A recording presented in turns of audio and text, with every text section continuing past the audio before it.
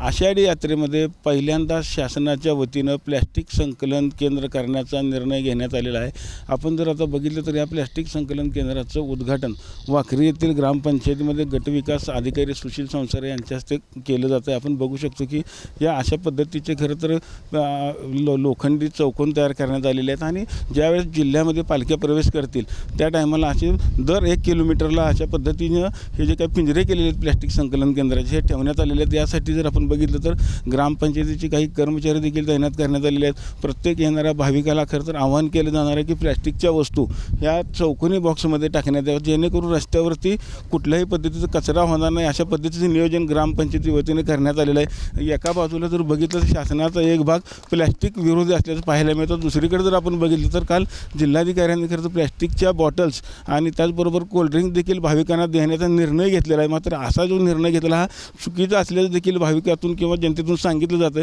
कारण का तर एका बाजूला प्लॅस्टिक गोळा करण्याचं काम एक गट करत असताना दुसरीकडे शासन अशा बाटल्या वाटून खरं तर भाविकांकडून घाण केली जाणार आहे, त्यामुळे याला देखील विरोध होताना आपल्याला पाहायला मिळत आहे। आपल्याबरोबर गटविकास अधिकारी संसारे साहेब काय सांगताल, कशा पद्धतीने थीम आहे? रामकृष्ण हरी माऊली। आपण प्लास्टिक संकलन केंद्र हे सगळ्या ग्रामपंचायतीमध्ये पालखी मार्गावर करणार आहोत। दर 1 किलोमीटरला आपण हे केंद्र ठेवणार आहोत, त्यासोबत आपण मदत केंद्र पण ठेवणार आहोत।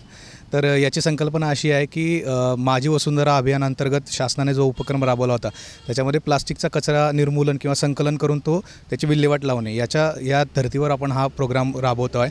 यापूर्वी मी ज्या तालुक्यामध्ये काम केलं होतं, जिल्ह्यात काम केलं होतं, तिथं आम्ही हा चांगल्या पद्धतीने हा प्रकल्प राबवला होता। तर इथं याची संकल्पना अशी असणार की ग्रामपंचायतीमार्फत हा कचरा संकलन केला जाणार आहे आणि प्लास्टिकच्या बॉटल ग्रामपंचायतीमार्फत विक्री केल्या जातील आणि त्याच्यामार्फत ग्रामपंचायतीला उत्पन्न होणार आहे। म्हणजे त्याच्यातनं काही त्यांची किरकोळ बाबी असतील स्वच्छतेच्या संदर्भातल्या तर त्या ग्रामपंचायती खरेदी करू शकतील। आणि म्हणजे पालखी मार्गावर प्रचंड वारकऱ्यांचा गर्दी असते, सोहळा चांगला मोठा असतो। पंढरपुरात आता नवीनच आपण हे या पद्धतीने चालू करतो आहे आणि याचा फायदा नक्कीच सगळ्या ग्रामपंचायतीला होणार आहे। हा पायलट बेसिसवर आपण करतो आहे, प्राथमिक तत्वावर, आणि जर याला आम्हाला चांगला प्रतिसाद मिळाला वारकऱ्यांच्या मार्फत तर आपण अजून सगळ्या ग्रामपंचायतीमध्ये हा प्रोजेक्ट करणार आहोत। एका बाजूला तुम्ही प्लॅस्टिक संकलन केंद्र केलेलं आहे, प्लॅस्टिकचा कचरा होणे म्हणून प्रयत्न करताय, दुसऱ्या बाजूला शासनाच्या वतीनं प्लॅस्टिकच्या बाटल्या वाटल्या जातात, त्यावर आपण मीटिंगमध्ये काय सांगणार आहात का? ॲक्च्युली आम्ही बाटल्या प्लास्टिकच्या बॉटल वाटू नका किंवा वारकऱ्यांनाच सूचना असणार आहे की प्लास्टिकचा जेवढा कमीत कमी कचरा करता येईल त्या पद्धतीने तुम्ही करा असं म्हणतो। आम्ही ग्रामपंचायतीच्या बचत गटामार्फत प्लास्टिकच्या पिशव्यांच्या ऐवजी बचत गटांच्या मार्फत आम्ही साडीच्या पिशव्या ठेवून कमीत कमी दरामध्ये त्या पिशव्या देण्याचा प्रयत्न आम्ही करतो आहे आणि काही ग्रामपंचायती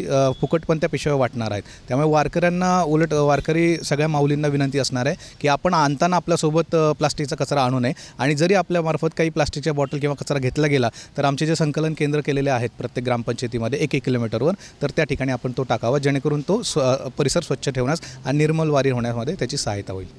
बघितलं असेल की येणाऱ्या वारीमध्ये यावर्षी पहिल्यांदाच प्लॅस्टिक संकलन केंद्र खरं तर ग्रामपंचायतीने करण्यात आलेलं आहे आणि भाविकांना आवाहन करण्यात आलेलं आहे की प्लॅस्टिकचा कचरा रस्त्यावर न टाकता ज्या पद्धतीने यांनी बॉक्स केले त्या बॉक्समध्येच प्लॅस्टिकचा कचरा टाकावा असं आवाहन देखील आता सरकारच्या वतीनं करण्यात आलेलं आहे। वाकरीहून कॅमेरामन जगदीश डांगेसर, रवी लवेकर, TV9 मराठी।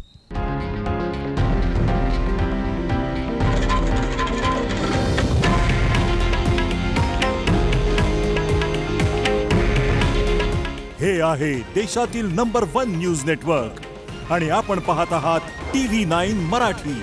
काळजी तुमची, हित महाराष्ट्राचं।